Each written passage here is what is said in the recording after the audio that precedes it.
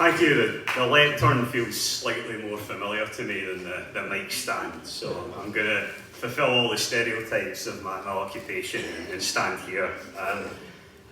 A century ago, Edinburgh and Britain were on the precipice of a defining episode of class struggle. On the 3rd of May 1926, 1.75 million workers were called out by the Trade Union Congress's General Council in what became known as the General Strike. In Edinburgh, on the 2nd of May, a century ago today, a mass meeting of tramway workers confirmed that the city's main municipally owned transport system was going to be idle the next day. And they weren't alone. The dockers in Leith, the power station workers in Portobello, the railway workers, particularly of the London North Eastern Railway, one of Britain's key hubs for the movement of people and goods, were also called out.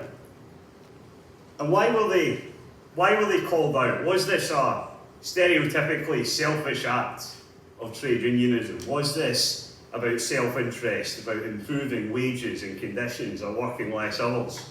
No, it was not. They were called out because in the coalfields of the Lothians, of Fife, of elsewhere in Scotland, England and Wales, 1 million miners were already idle. The coal owners were imposing a longer working day and lower wages on the mining workforce. For context, at this point in time, it was common each year for 1,000 miners or more to die in accidents underground. Many more miners would be gravely injured each year.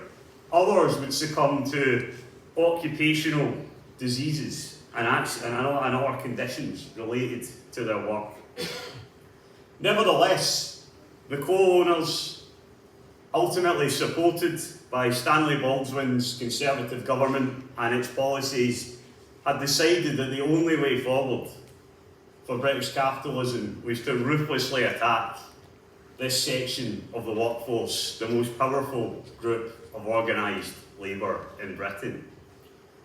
In 1925, sterling was restored to its pre-World War I parity. Now, we don't need to go down a complicated story about what that meant in financial and economic terms. Essentially, this was a form of austerity. It was a measure that favoured the property middle classes, people who owned war bonds, as well as housing and other fixed forms of investment, and it punished the wage-earning workforce. It punished those workers who worked in industries that exported goods around the world. And then it punished the miners who supplied those industries and also supplied exports around the world. As a result, the only way forward, the only way to restore profitability in the coal industry was to impose this draconian cut in wages and conditions. So, this was a well-prepared action. This was a form of class war which was not just fought from below, it was also fought from above. Unfortunately, as a higher education worker, as a university lecturer, my sector doesn't come out very well from this story. So it wasn't just the millions of workers from below that were joining the strike and organising the strike locally. Thousands, tens of thousands, hundreds of thousands of strike breakers were organised from Britain's middle classes in the year before the strike. Thousands of students from Edinburgh University and St Andrews University became volunteers for the organisation for the maintenance of supplies, or they were conscripted as auxiliary police officers and were known as special constables. These strike breakers were used to conduct as conductors in trams, they were used to work on the railways, they were used to unload ships at docks, but they were also used in the brutal suppression of the strike.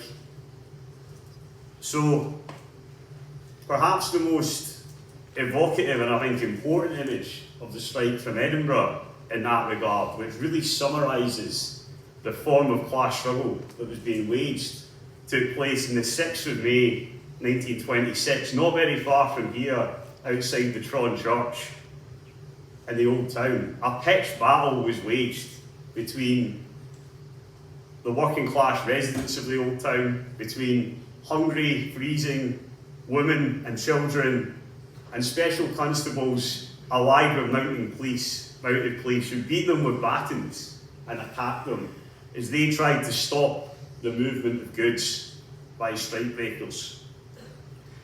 That wasn't an isolated incident.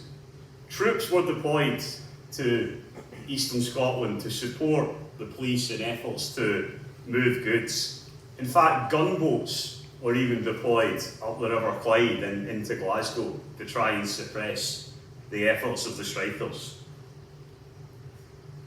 The strike enjoyed considerable successes in Edinburgh as a local effort, as a regional effort. It was directed from the Lothian Miners' Union's offices on Hillside Crescent, which some of you may remember as the National Union of Mine Workers Scottish Area headquarters into the 1980s.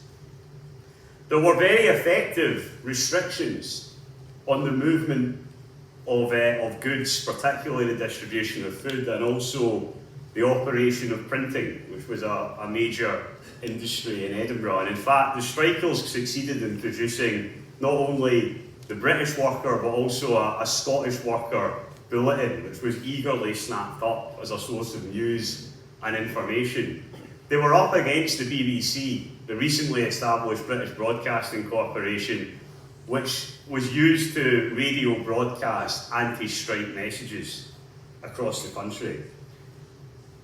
In some places there were even organised workers' defence corps. In East Fife and Methil, veterans of the First World War actually drilled and organised miners to resist the encroaches of the police after 17 miners were arrested and tried at Dunfermline Sheriff Court, and 15 of them were jailed in the course of the strike.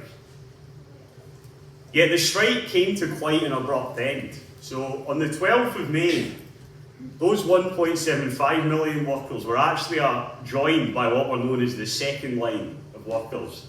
This particularly related to the engineering industry, which included the shipyard workers of Leith and other engineering workers in Edinburgh. But the Trade Union Congress's leadership was not committed to seeing out the sort of escalating social and political as well as industrial conflict that the general strike was swiftly becoming. It was not prepared to face down the edifice of the British state as well as the power of employers and the organised middle classes. The strike was called off when many strikers and local leaders believed it was actually advancing and succeeding. Ultimately, the miners were left isolated. They were starved back to work towards the end of the year. When I recall the oral histories with former miners and their children and wives in the 2010s, they often had powerful family memories, which involved the starvation of that year and also the disturbance of civil rights in the coalfields, particularly through the arrest and imprisonment of mining activists, which didn't end at the end of the general strike. It continued throughout the lockout until it was defeated. So what do we learn from this? I think firstly, we learn that trade unionists are not selfish. The general strike, the largest industrial action in British history, was a solidaristic strike. Millions of workers and their families sacrificed their wages, took great risks, were arrested and imprisoned in the pursuit of supporting a large section of the British workforce. They were willing to sacrifice in the interest of others, and I think we see that spirit in the trade union movement today, be it in its internationalism or its campaigns in support and defence of improved public sector and welfare benefits. I think secondly, we understand that the unjust transition workers being asked to pay for the crisis of capitalism, and particularly changes to the energy economy, aren't new. The Jim Ratcliffes of this world are the successors of the coal owners, but also unionised workers can and will oppose them. And the distribution, the generation of energy is a particular point of workers' power, of vulnerability in a capitalist economy. We know that then as now, employers will be supported by the state when they face down challenges from workers. And we also know about the challenges and limitations of democracy in our society, in the workplace, politically, but also in our own movement. I was glad to see the Edinburgh Trades Council banner said that workers will support officials as long as they support them. And I think one of the key lessons for me of the story of the general strike is about how and when should our movement decide to embark on key decisions, key policies, key changes. Ultimately, that has to be a decision that's made cumulatively by a movement of millions and not small numbers of people, as the TUC General Council was in 1926. I think lastly, and I think most hearteningly, the general strike does demonstrate the crucial power of workers. It demonstrates that not a light is switched on, nothing is made, nothing is moved, children aren't educated, patients aren't treated without the kind permission of the working class. That was true in 1926, it's even more true in 2026, and that will be the source of our power in building a better and fairer world. Thank you.